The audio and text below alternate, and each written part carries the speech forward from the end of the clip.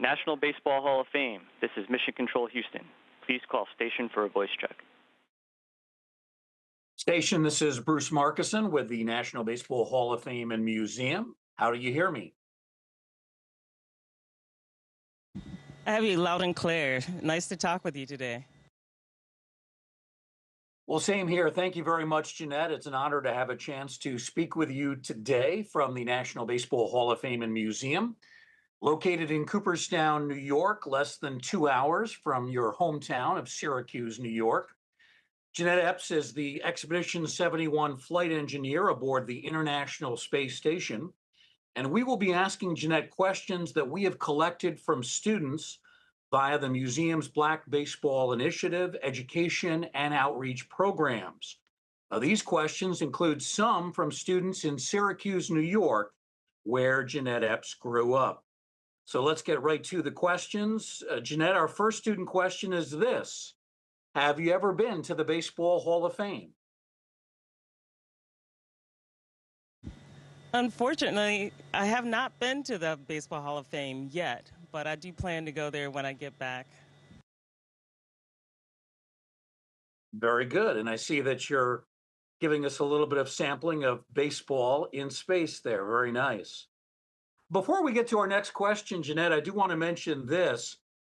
Jeanette serves on the Board of Trustees at her alma mater, Lemoyne College, and she serves on that board along with Barbara McHugh, who is MLB's Vice President of Marketing. So there's a nice baseball connection there. Time for our next question, Jeanette, from a student. Assuming that you had the room to set up an entire baseball field in space, would you physically be able to play baseball while in outer space? Is that possible? Most certainly, but as you can see, it would be a little different because the ball actually floats. But we can toss the ball. I would do that here, but as you can see, we have many laptops, a lot of equipment and different things. So we probably wouldn't do it in a place like this, but you can definitely play baseball in space. That's very interesting. I wonder how it would be to swing a bat. You see the ball floating. Would you be able to swing the bat faster, slower? Would there be any effect on that? Well, since our environment up here is similar to Earth's environment, where we have about 70% or so nitrogen and about 21% oxygen, the atmosphere is very similar. The biggest difference is that we just don't have gravity, so everything floats. But you can swing a bat as hard as you can swing it on Earth. The bat is just mass now. It doesn't have weight, but it does have mass. You can still swing a baseball bat in space. And you could toss a ball, and you can even get it to spin so that you can get it to curve and spin through the Magnus effect. So as the baseball spins, it'll get a little lift, and you can arc the ball, and you can basically toss it however you like. That's very interesting. One of our students was curious, what exactly does a baseball field look like when viewed from outer space? Well, it's actually hard to see it. We're about 260 miles above the Earth's surface. We can see a lot of things. We have to use special cameras, though, to see things like a baseball field. We have to zoom in very far to take a look at those baseball fields, but we can see a lot of terrain features like rivers. We can see the Himalayas from here. And if we know exactly where we're going over, we can use a camera and maybe get a really good glimpse of a baseball field. I haven't done that yet myself, but that's a challenge. I'll see if I can do that on one of these passes over the next 2 months that I'm here. Very good. We'll add that to your list of many duties that you have. Another great question. Baseball players, of course, can be very superstitious during, before, and after games as well. During your time in space, have you and your fellow astronauts ever participated in any rituals, superstitions, customs for the purpose of either bonding or trying to prevent bad luck, as baseball players might do? Well, in space, we haven't done anything like that, but on Earth, if you're flying on the Soyuz, as you suit up and you're driving out to the launch pad, there's a couple of things that Yuri Gagarin did before he got on, went on his mission. Like, for example, he stopped and he took his last bathroom break on the tire of the vehicle and then took off. So a lot of people do that, and cosmonauts and astronauts do that, just as a good luck thing, because Yuri Gagarin did it as well. So there's a few things and traditions that we still follow to this day, like going to Red Square after we finished our exams, signing a particular book in a museum as well in Moscow if you're flying on the Soyuz. In the United States, we kind of don't have similar traditions like that, but over in Russia, we had a lot of traditions if you're flying on the Soyuz. Very interesting. Another question from a student, and all of these really have a baseball theme tied into them. So this student wanted to know, when a baseball player steps into the box for the first time, there are, of course, 1,000 feelings flowing through their body. But what about for an astronaut such as yourself? When you first blasted off into space, very first time, how were you feeling? And what was going through your mind at the time? That is a great question. I love that a student asked that. Well, for me, I was the skeptic right up until the moment that I felt the rocket underneath me. And then the excitement is indescribable. But I will tell you that the four of us in that vehicle, we all kind of yelled a little bit as if we were on an amusement park ride. And it was exhilarating. It was an amazing ride to get here to the space station. And then once we arrived here, to see the Earth from 260 miles above the Earth's surface is just phenomenal. So, it's the same feeling probably that a baseball pitcher, as he steps up to the mound the first time and he's doing something new for the first time. It's just exciting. It's amazing. It's exhilarating. I mean, there's so many emotions that go through your brain. I was a skeptic up until that moment. It wasn't real until we took off. And, finally to get here was amazing. And at that time, did you feel just a little bit nervous? I was definitely nervous. I kind of think that if you're not a little nervous, you're not human, especially when you're doing something that you've never done before. There's always a little bit of nervousness. I think that's normal for every human being, unless you're not human.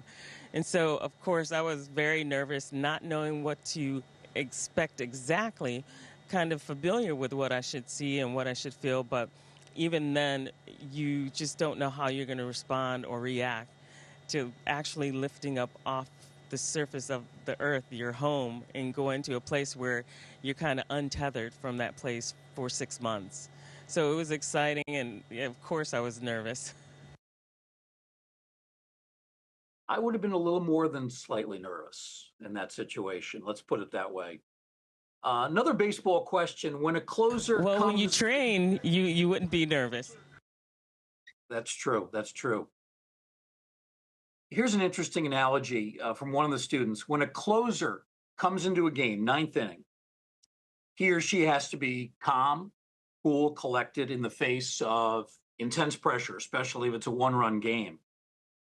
When you face adversity on one of your missions, how do you try to stay cool and calm and collected throughout? Well, this is where the training comes in. For me, in order to stay cool, calm, and collected, I have to recall, okay, what am I facing? What am I doing? And try to recount and then train for that and make sure that there's nothing that I've missed. There's still things that I cannot know, but understanding what I'm getting into is half the battle for me. But also, if there's any kind of adversity that does come up, taking a step back, not being reactive, but being more proactive. And so if you're too reactionary, then, you could have missed something or you could be mistaken. So rather than being reactionary, I like to take a deep breath, take a step back, think about it, and be more proactive than just rush in to do something. And rely on the training that I've had to bring in all the experiences that I've had in my different careers before even coming to NASA, and use all of those tools that I have to move forward more prepared, more logically, and not so reactionary. And just and almost in a, if you're reactionary, you can be more irrational in the end. So for me, being prepared and proactive is the best way to keep me calm and to face certain adversities. A very good strategy. One of the great things about baseball, it's a very literary sport. Many, many great writers associated with the game. And that leads into the next student question that we have. And this student says, oftentimes after a historic career, baseball players write biographies detailing their lives, their careers in the game. Are you thinking about doing the same thing? Well, I'm not as certain that my life is as historical as some of these guys who write these books. So I'm not sure that I'm going to write a book, but that is a good question. There's a good chance that I will, but I'm not sure what I would write about right now. So at some point, that may be a discussion that I'll have with my family, and we'll see what happens. Jeanette, we have just a couple more questions for you. I'm curious what it was like for you growing up in the Syracuse area. Take us back to your childhood days. Well, it was always my twin sister and my mom. So it was always the three of us when I was growing up. I have other brothers and sisters, but they were always off doing their own thing. But all of my brothers and sisters always supported Janet and me for whatever we wanted to do. My oldest brother, who was in the Army, he always sent back books. He sent back atlases and encyclopedias for us to read because he knew that, we loved to read as kids. And so growing up, we had a kind of a normal childhood, in a lot of sense. Jeanette and I, we weren't raised by parents who were scientists or engineers, but just by people who really supported everything that we wanted to do, and that's kind of how we ended up in STEM. My twin sister did molecular cell biology, and I ended up in aerospace engineering. So we were pretty happy as kids. I worked when I was in high school. I started working, and I met many people and made a lot of friends. And then I went on to Lemoyne College. So my life is it was very normal, I would say. I was just doing things that people, I think, around me didn't think were normal for girls like me and my twin sister. So maybe that's part of the story too. Jeanette, while you were growing up, did you have any astronaut heroes that you admired, followed their careers? Or if not astronauts, maybe people in the general science area that you admired? Oh, there were plenty of people that I admired. Well, it's interesting because my oldest brother, he was the one who recommended that I go to school for aerospace or maybe even become an astronaut. I never dreamed that they would pick me to be an astronaut because this is the year that they selected several women to become astronauts, and that class included Sally Ride. So all of those ladies, I commended them, and I thought they were doing amazing things when I was a little girl, but I never dreamed that I'd get selected. So it was people who were doing things like that, watching Carl Sagan on public television, even growing up, and a lot of public television. These people who were in science doing major things were the people who were my heroes. And my twin sister and I, we also watched a lot of science fiction, like Doctor Who and things like that. So there were things like that that really influenced us. Well, that's very interesting. You're a fan of Doctor Who. I know a lot of people who love that show.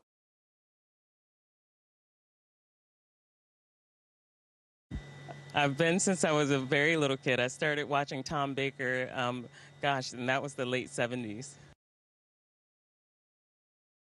Jeanette, for any kids, any students that might be watching now or later on when this is available via recording, and they're thinking about maybe a career in the space industry, maybe not specifically doing what you're doing, but something related to it, what kinds of advice would you give them? How should they get started?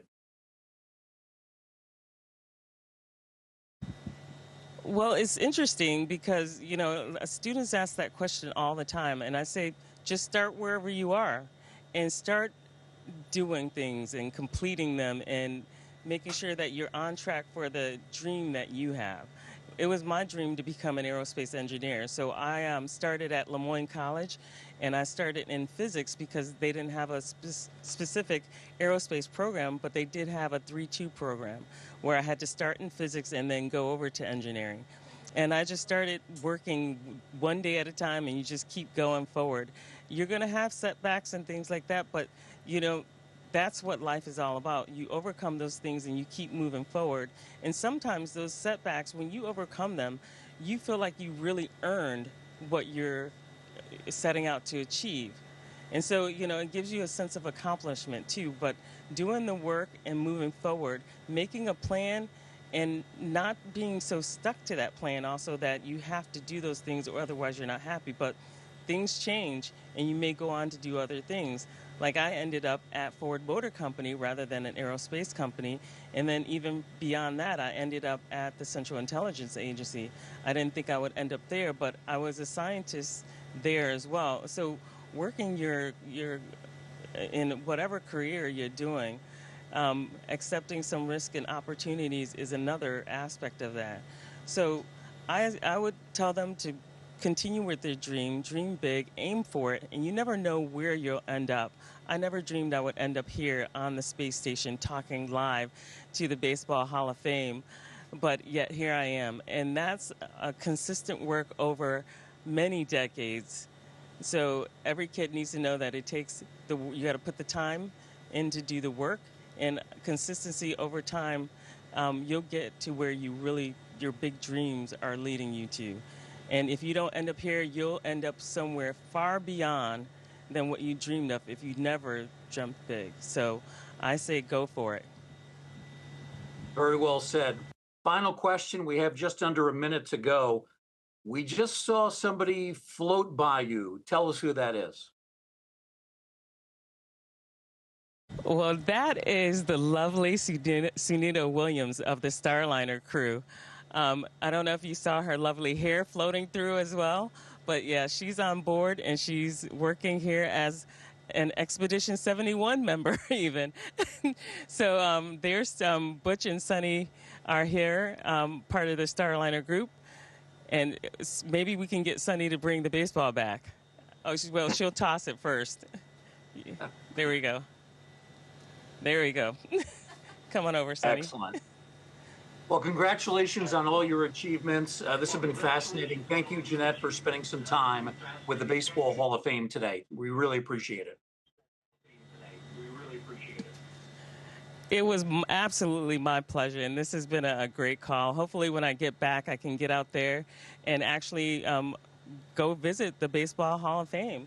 And just to say hi quickly, here's Sunita Williams. Hi, everyone, and I have to say, go Red Sox.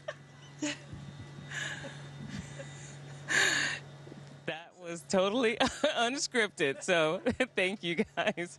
Thanks for having me here. Station, this is Houston ACR. That concludes the event. Thank you to all participants. Station, we are now resuming operational audio communications.